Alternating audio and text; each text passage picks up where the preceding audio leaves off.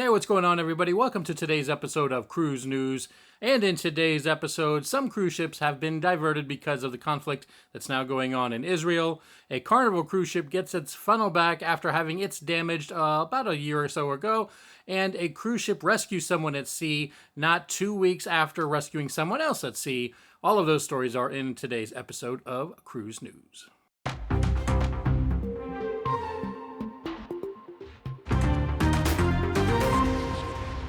Hey everybody, thanks for checking out the video. I'm going to go ahead and get right on into this first news story, and that comes from Israel. I'm sure you probably heard, if you've seen the news at all in the past couple days, there is a pretty major conflict going on in Israel right now, and that has in fact affected a couple different cruise ships.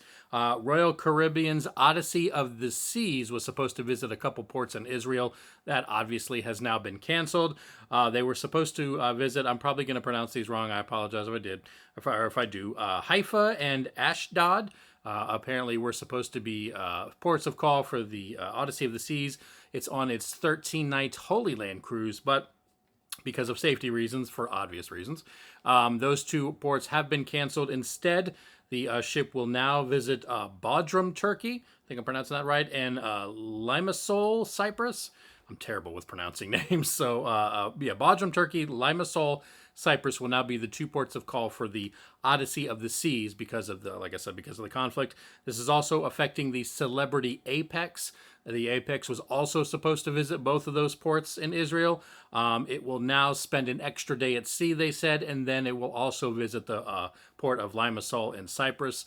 So at least for now, both of those cruise ships have been affected. Not sure if there's any other ships that are kind of in that same vicinity that are affected, but as of now, it's the Celebrity Apex and Royal Caribbean's Odyssey of the Seas that are being diverted. All right, and with some Carnival news, you may remember last year when a fire broke out on the Carnival Freedom, the old whale tail funnel that's at the top of the ship caught on fire. I know it damaged, I think it actually destroyed at least the one side of that. That was back in May of 2022 while it was in port in Grand Turk. So there was obviously damage to that one. Well, now the Carnival Freedom is in fact in dry dock, and that is in Spain right now, getting some refurbishment. So they are going to be replacing that whale tail or the funnel, whatever you want to call it. They will be replacing that, so it is getting the whale tail back. While it's in port for that, it will also be going over some just like interior refurbishment, and they're also going to be adding the Heroes Tribute Bar. That's kind of the tribute for veterans of foreign wars. They're going to be adding that to the ship as well. So all of those renovations are going to be going on. The ship is currently just got to dry dock, and it will be there until October 22nd, so not too long. And then after that, it will be back in service and ready to go. All right, if you saw my cruise news video from a couple weeks ago, you may have remembered that I talked about the P&O Cruises Australia's Pacific Explorer and how they had rescued someone at sea. There was actually a yacht that was in distress. One person unfortunately died during that.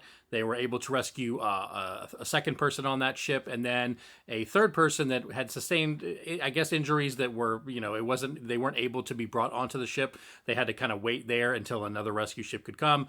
But that was about 2 weeks ago, and now that ship has been involved in yet another rescue. Like I said, this is the Pacific Explorer from P&O Cruises Australia. They have rescued a stranded person Friday in the same similar area south of Vanuatu. I don't know if I'm pronouncing that right, but Vanuatu.